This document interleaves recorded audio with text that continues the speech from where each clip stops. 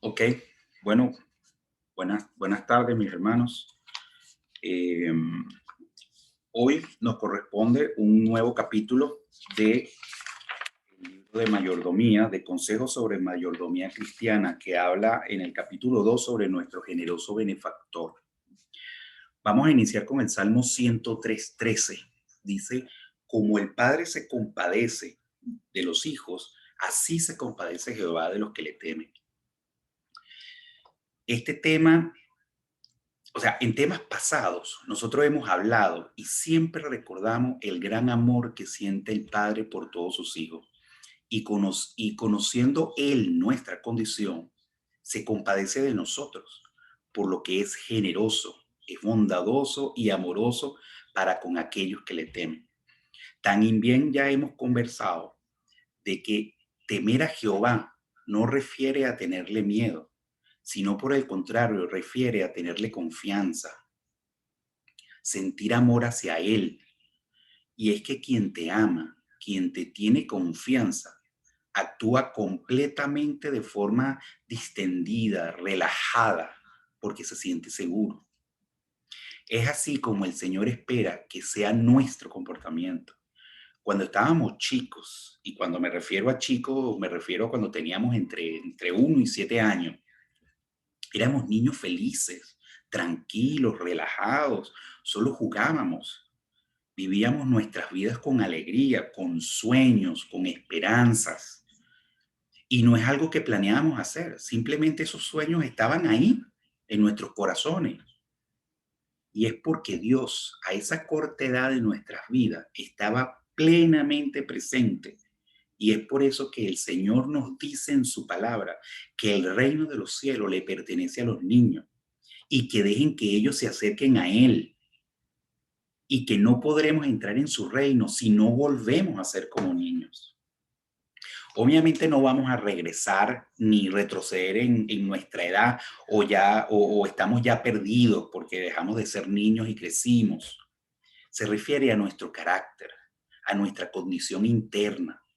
Y es que el Señor se preocupa por nuestra espiritualidad, porque de ahí se desarrolla toda nuestra personalidad y entonces vamos a ser en quienes nosotros nos vamos a convertir, en quienes vamos a ser en nuestra vida futura. Y es que el Señor sabe que requerimos de esa inocencia para poder estar en ese estado mental y espiritual que requerimos para ser merecedores de la gracia. Y es que los niños actúan y se mueven por la confianza que tienen en sus padres, obedecen sin chistar. Y es que saben que deben obedecer, porque haciendo lo que dicen sus padres, estarán bien, van a estar seguros. Además saben que son amados, por lo cual entonces, teniendo ese amor, retornan amor hacia sus padres. De la misma forma, tiene que funcionar o debería funcionar nuestra relación con el Señor. Deberíamos volver a ser como niños y dejarnos envolver por esa inocencia que los caracteriza. Así podríamos dejarnos guiar por las indicaciones de nuestro Padre y así estaríamos seguros y viviríamos felices por siempre. Vamos a leer eh, el, en el capítulo 2. Vamos a leer esta primera parte que está interesante. Dice, el poder de Dios se manifiesta en los latidos del corazón, en los movimientos de los pulmones y en las corrientes vivificadoras que circulan por los millares de conductos del cuerpo. Estamos endeudados con Él por cada momento de nuestra existencia y por todas las comodidades de la vida. Las facultades y las aptitudes que elevan al hombre por encima de la creación inferior constituyen el don del Creador. Él nos da sus beneficios en gran cantidad. Estamos en deuda con Él por el alimento que comemos, el agua que bebemos, la ropa con la que nos vestimos y el aire que respiramos. Sin su providencia especial, el aire estaría lleno de pestilencia y veneno. Él es un generoso benefactor y preservador. El sol que brilla sobre la tierra y da esplendor a toda la naturaleza el fantasmagórico y solemne resplandor de la luna, la magnificencia del firmamento tachonado de brillantes estrellas, las lluvias que refrescan la tierra y que hacen florecer la vegetación, las cosas, las cosas preciosas de la naturaleza en toda su variada riqueza, los elevados árboles, los arbustos y las plantas, las espigas ondeantes, el cielo azul, los verdes prados, los cambios del día y la noche, la renovación de las estaciones. Todo esto habla al hombre acerca del amor de su creador. Él nos ha unido a sí mismo mediante estas muestras que ha puesto en el cielo y en la tierra. Nos cuida con mayor ternura de lo que lo hace una madre con un hijo afligido. Como el Padre se compadece de los hijos, se compadece Jehová de los que le temen. Entonces, todas las muestras de amor con las que nuestro Dios ha confeccionado este mundo y el universo entero son demostraciones de lo que el Señor ha hecho y continúa haciendo por todos sus hijos. No nos damos cuenta y es por eso que seguimos maltratando y destruyendo toda su creación.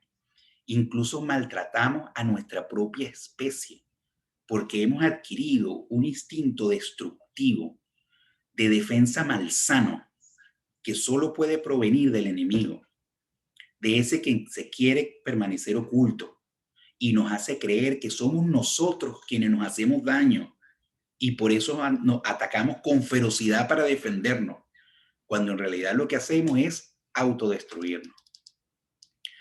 Todo cuanto el Señor nos ha dado ha sido un regalo, pero el hecho de que recibamos un regalo no significa que no debamos algo. Y quien piense lo contrario, déjeme decirle que está equivocado. La vida se trata de dar y recibir. Quien da debería recibir y quien recibe debería dar. Y mientras más extendamos este concepto, más felices vamos a ser en nuestras vidas. El Señor nos ha dado incluso más de lo que nosotros necesitamos para vivir y ser felices. ¿Y qué hacemos nosotros? Perdón. ¿Y qué hacemos nosotros a cambio? Destruimos su regalo, destruimos su legado, nuestro legado. Le tratamos mal, con indiferencia, hacemos nuestra voluntad, ensuciando y empañando la relación que existe entre nosotros, destruyendo así la confianza que debería existir y que al final es la que crea esa conexión entre las personas, la que permite crecer y convertir una relación para que sea próspera, donde ambas partes saquen buenas cosas. Sabemos que el Señor no necesita nada de nosotros. Esta es una frase que yo he escuchado mucho a través de mi vida y puede que esté equivocado, pero para mí esa es una frase que está errada. El Señor nos creó por una razón y esa razón es que desea compartir su amor con alguien más. Si no tuviese esa necesidad, nosotros y posiblemente gran parte del universo y otros mundos no existirían. Perdón si alguien piensa distinto, esta es una opinión muy personal. Y es que creo que el Señor quiere y desea compartir su amor y por eso insiste tanto en que cambiemos nuestra actitud y que regresemos a ese momento como cuando éramos niños y entreguemos a Él toda nuestra confianza y entonces empecemos a vivir nuestra vida a través de ese amor que solamente el Señor representa. Ahora, habíamos dicho antes que en la vida se trata de dar y de recibir, ¿verdad? Y es que esto crea una simbiosis perfecta en un mundo de acción, en donde todas las diferentes especies interactúan para llevar la vida a un punto máximo de exaltación espiritual, donde podamos recrear el amor que solo el Señor nos puede ofrecer y así podamos entender entonces el gran significado que tiene la vida. Y es que hay muchas personas que están vivas, pero ¿están viviendo o solo sobreviviendo? Si nosotros llegamos a entender este gran concepto, el gran concepto del amor, que refiere a dar y a recibir sin esperar nada a cambio, nuestra vida va a ser mejor. Y entonces comenzaremos a vivir y no solo a sobrevivir. Ahora, dar y recibir sin esperar nada a cambio. Pero hace un rato dijimos que el hecho de que recibamos un regalo no significa que no debamos algo, ¿verdad? Este es un concepto profundo, pero creo que a la vez es bastante básico y sencillo. Si tenemos nuestra mente abierta a vivir una experiencia de vida mejor de la que hemos tenido hasta ahora, dar sin esperar nada a cambio no significa que si alguien me da algo, yo no le deba a esa persona o no le deba a alguien más. Cuando damos algo a alguien, no necesariamente debemos esperar algo en retorno de esa persona. Más allá de esperar al menos gratitud, pero eso no significa que la persona que recibió algo no deba algo a esa persona o a alguien más. Y es que cuando recibimos, la ley del amor de Dios nos dice que debemos dar, que debemos entregar, que debemos otorgar algo a cambio, pero no nos dice que debe ser a quien nos dio algo a nosotros. Es por eso que el Señor no espera que nosotros le retornemos algo a Él, que bien pudiéramos dárselo, pero si podemos darlo a alguien más, ¿ok? Y es que Jesús nos dice en su palabra, y, y aunque creo que este es uno de los tantos consejos maravillosos que el Señor nos ha puesto en nuestro camino de enseñanza, estoy convencido que es uno de los más importantes que nos ha dejado. Y es lo que nos describe en Mateo 25:40, cuando nos dice, de cierto os digo que cuando lo hicisteis a uno de estos mis hermanos más pequeños, a mí lo hicisteis. Dar y recibir se trata de convivir en armonía, en amor, en compasión, en completa y absoluta devoción y entrega a nuestro yo interno, a esa parte espiritual que debería gobernar nuestra vida, porque es a través de ella que nosotros podemos surgir como hijos del Altísimo. Vamos a continuar con la lectura de este tema. Habla sobre los que reciben continuamente, deben dar constantemente. Dice, así como recibimos continuamente las bendiciones de Dios, así también debemos dar constantemente. Cuando el benefactor celestial deje de darnos, solo entonces se nos podrá disculpar, porque no tendremos nada que compartir.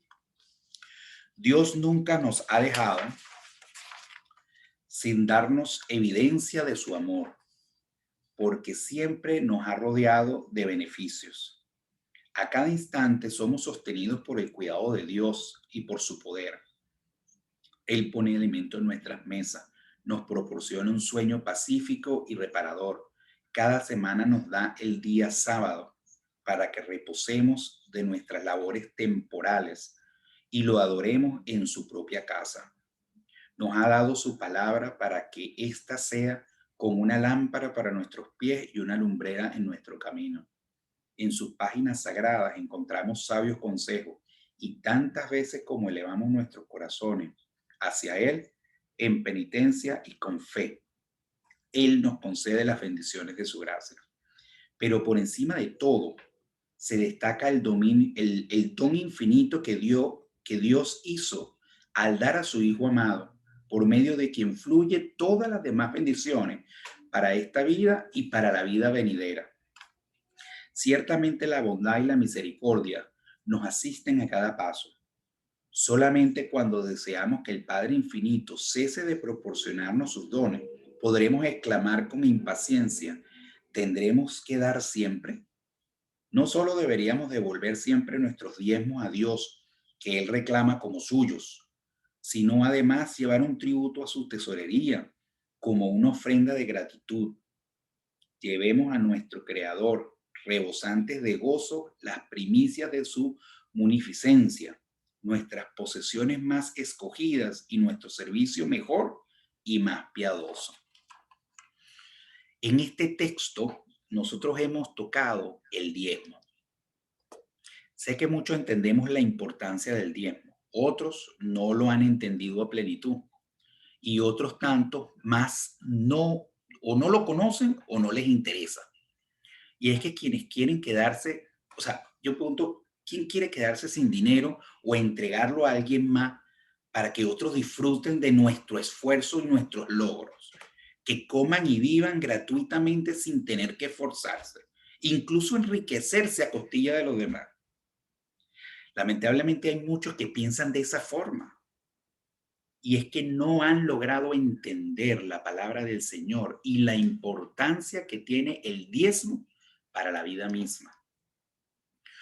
Una vez en mis tiempos de ausencia espiritual, yo comentaba con amigos que los pastores viven gracias al dinero que nosotros damos, pues de alguna forma, ¿no? Qué bolilla, decía yo, qué fácil, qué rico es vivir sin tener que trabajar duro para ganarse el pan. Hoy me doy cuenta de lo ignorante que nosotros éramos y que cuando uno no conoce de algo, es mejor quedarse callado porque así creo que nos vemos mejor. No creo que haya un trabajo más difícil, complicado y demandante que servir al Señor. Y cuando lo haces con las convicciones correctas, es aún incluso más duro. Hoy puedo dar fe de lo difícil que debe ser un pastor. Y no solo por la ingratitud que reciben constantemente de quienes se supone somos su feligresía, sino también por lo intolerante del mundo y su carencia de amor entre las personas. Convertirse en pastor o bien en un servidor del Señor es una tarea 24/7, no tiene descanso, es luchar constantemente y de forma apasionada por hacer que la gente necia y a veces los que nos creemos no tan necios entendamos la necesidad que tenemos de tener a Dios en nuestras vidas, sobre todo cuando todo marcha bien. Yo le comentaba hace tiempo al pastor que como el sábado es el día de reposo y uno no debe trabajar, y si el trabajo del pastor es predicar, ¿no debería entonces el pastor también descansar en sábado porque ese es su trabajo y por lo tanto no debería hacerlo? Qué ignorancia, hermano querido. Yo no entendía la importancia que tiene un pastor en la vida de nosotros. Si yo me pregunto, ¿cómo sería nuestra vida si nuestro Señor Jesucristo, siendo nuestro sumo sacerdote, nuestro gran pastor, se tomara todos los sábados de descanso y no tuviera el cuidado de nosotros? ¿Ustedes se imaginan? Yo me imagino que el pastor debe haber respirado profundo para explicarme el compromiso que tienen no solo con nosotros, sino con el Señor y la devoción con la cual ellos se mueven. Fue entonces cuando yo entendí que que ellos no ven la vida espiritual como un trabajo, porque el trabajo es una obligación que nosotros adquirimos, pero lo que ellos hacen, lo hacen por devoción, lo hacen por amor hacia Dios y hacia el pueblo de Dios.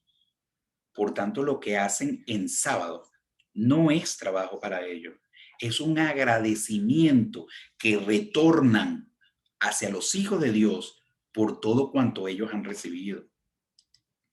El diezmo, el diezmo es una forma de agradecimiento. Al retornar lo que le pertenece a Dios, es una de las tantas formas como podemos demostrarle al Señor que puede confiar en nosotros. Porque esto funciona de la siguiente manera para que lo entendamos bien. Dos personas hacen un negocio, un trabajo. Una, la parte inversionista, comercial, la parte creativa. La otra, la parte operativa y financiera.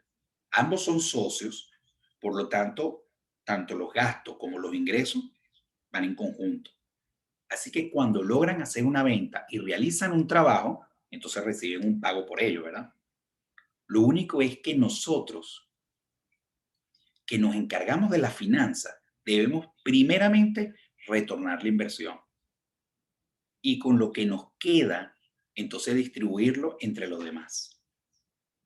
Pues lo que les corresponde a la inversión es el 10% de lo ganado, ni siquiera de lo cobrado, sino de lo que ganamos y nosotros nos quedamos con el 90%.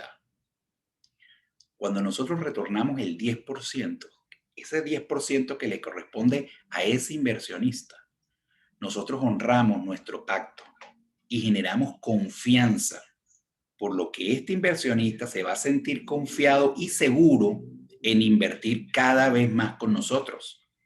Pero si por el contrario, cuando llega el momento de la retribución, yo coloco excusa o lo dilato, es decir, que lo retraso, por la razón que sea, así lo pague después con intereses, la confianza, mi hermano, queda entredicho, porque no honramos el pacto.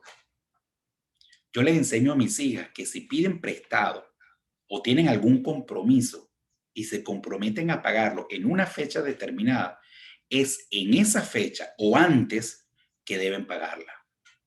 Así tengan que sacar prestado de alguien más para pagar ese préstamo o esa deuda, porque eso genera confianza, responsabilidad y genera compromiso entre las partes. Así me paguen más después. Para mí no es de fiar, porque como hoy me pagó, mañana puede que no. Entonces, retornemos a la tesorería de la iglesia, lo que le corresponde a nuestro inversionista. Y quien no considere a Dios como un inversionista, entonces les pregunto, ¿quién nos da todo lo que nosotros podemos tener? ¿Quién nos da el trabajo? ¿Quién permite que nosotros tengamos ingresos para alimentarnos a nosotros y a nuestra familia? ¿Quién ocupa todo su tiempo en ofrecernos una vida mejor? Esto es solo una pequeña prueba que retornen grandes bendiciones y así nos lo dice el Señor. Incluso nos reta a que lo probemos en esto, a ver si es cierto o no que el Señor sobreabundará nuestras necesidades, si es que somos fieles felices en el retorno de su inversión. Y digo fieles felices porque debemos hacerlo con agrado y no a regañadientes o con dolor, porque eso no cuenta, eso no sirve. Imagínense que alguno de ustedes hace un negocio conmigo y cada vez que me toca a mí pagarle a ustedes por su inversión, notan mi mala cara, mi mala disposición a devolverles lo que es de ustedes. Pueden que hoy terminen ese negocio, pero lo más seguro es que en una próxima oportunidad no van a pensar en mí porque saben que para mí es complicado cumplir con mis compromisos, por lo que me convierto en riesgoso. ¿Qué es lo primero que hace un banco antes de prestarnos dinero? Evalúa el nivel de riesgo que nosotros representamos para prestarnos ese dinero. Ahora, ¿cuál es el riesgo? El que no pueda recuperar su inversión con su respectiva ganancia, por supuesto. Y es por eso que los bancos primero cubren sus gastos, luego sus ganancias y por último recuperan su inversión. Si no, vean cuando les hacen un préstamo, les cobran un fee o una comisión de cierre que le llaman, que eso cubre los costos operativos. Luego le cobran los intereses. Y por último, una porción de ese dinero es que va al capital. Vamos a continuar con la lectura. Dice, la única forma de manifestar gratitud.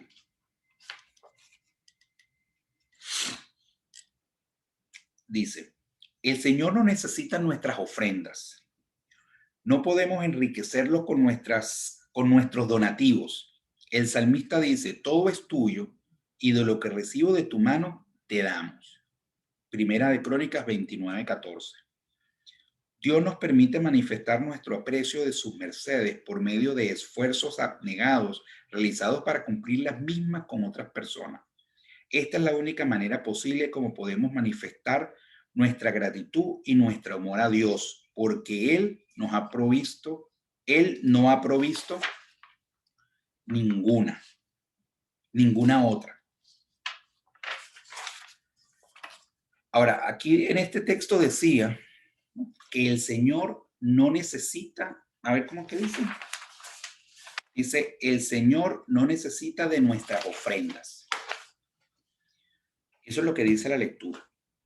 Pues con todo el respeto de quien lo haya escrito, yo sí creo que necesita de nuestras ofrendas, no de nuestras ofrendas, no porque con ello vayamos a enriquecerlo, como bien lo dice el texto, sino porque con ello ayuda a su pueblo y aunado a esto nos enseña a ser gente, a ser humanos, a tener corazón, a pensar en los demás.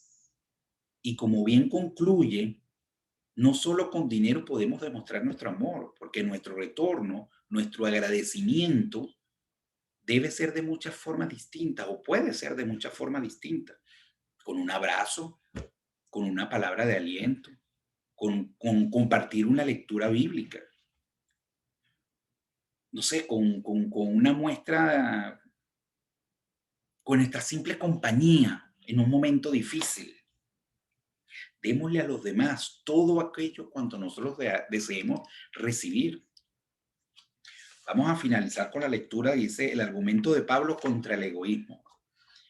Pablo procuró desarraigar de los corazones de sus hermanos la planta del egoísmo, porque el carácter no puede estar completo en Cristo cuando retiene el egoísmo y la codicia. El amor de Cristo en sus corazones los induciría a ayunar a sus semejantes en sus necesidades. Procuró, procuró estimular su amor señalándoles el sacrificio que Cristo había hecho por ellos. Le dijo, no hablo como quien manda, sino para poner a prueba por medio de la diligencia de otros, también la sinceridad del amor vuestro, porque ya conocéis la gracia de nuestro Señor Jesucristo, que por amor a vosotros se hizo pobre, siendo rico, para que vosotros con su pobreza fueseis enriquecidos. Este es el poderoso argumento que usa el apóstol. No es el mandamiento de Pablo, sino el del nuestro Señor Jesucristo. Cuán grande fue el don hecho por Dios al hombre y cuán propio de Dios fue hacerlo. Él dio con una liberalidad que jamás podría ser igualada, a fin de salvar a los rebeldes hijos del hombre y de inducirlos a ver su propósito y discernir su amor. ¿No queréis demostrar por medio de vuestros dones y ofrendas que no hay nada que consideráis demasiado bueno para aquel que ha dado a su Hijo unigénito? El espíritu de liberalidad es el espíritu del cielo, el espíritu de egoísmo es el espíritu de Satanás. Dejemos de un lado el egoísmo y la codicia. Estas son herramientas del enemigo que usa para malponernos con Dios y con nuestros hermanos. Donde está nuestro tesoro, ahí está nuestro corazón, nos dice la palabra. Así que llevemos nuestro corazón a sitios donde sobreabunde la espiritualidad, donde el Espíritu Santo trabaja y se anida en nosotros, donde vive, donde coexiste con nosotros. Dios ha demostrado su gran amor hacia nosotros porque entregó a su Hijo, a su único Hijo, para que revelase las grandezas de su reino y nos llenara con su gracia. Y a cambio le humillamos, le maltratamos y le dimos muerte de una forma horrible. Hemos sido desagradecidos, ingratos, malportados, infieles, irresponsables, desastrosos con el manejo de los recursos que el Señor ha puesto a nuestro alcance. Y sin embargo, en vez de abandonarnos como lo merecemos, aún intenta confiar en nosotros y nos da una nueva oportunidad cada día para que demostremos que podemos ser confiables. Siendo ladrones y sinvergüenzas, malos hijos, el Padre continúa abriéndonos los brazos y responde con amor cada vez que le abofeteamos y le escupimos en el rostro con nuestro comportamiento y con nuestras acciones. ¿O creen que solo se le puede escupir al rostro a alguien lanzándole un salivazo? Metafóricamente estamos nosotros haciendo lo mismo que hicieron los antiguos. ¿Hasta cuándo? ¿Hasta cuándo seremos nosotros así?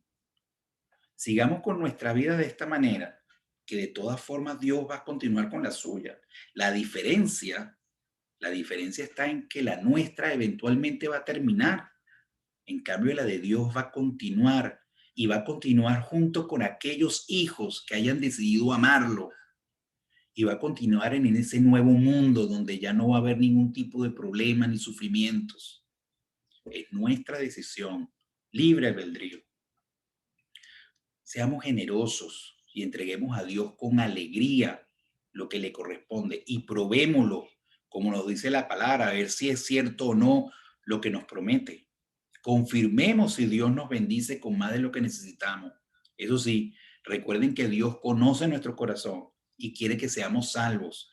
Así que no nos dará más de lo que nosotros debamos manejar. Por tanto, seamos agradecidos y disfrutemos de lo que nos da y demos nosotros a quienes lo necesiten, porque eso, mis hermanos, agrada al Señor. Que la paz y las bendiciones del Señor estén siempre con todos nosotros. Es mi deseo en oración. Amén. Vamos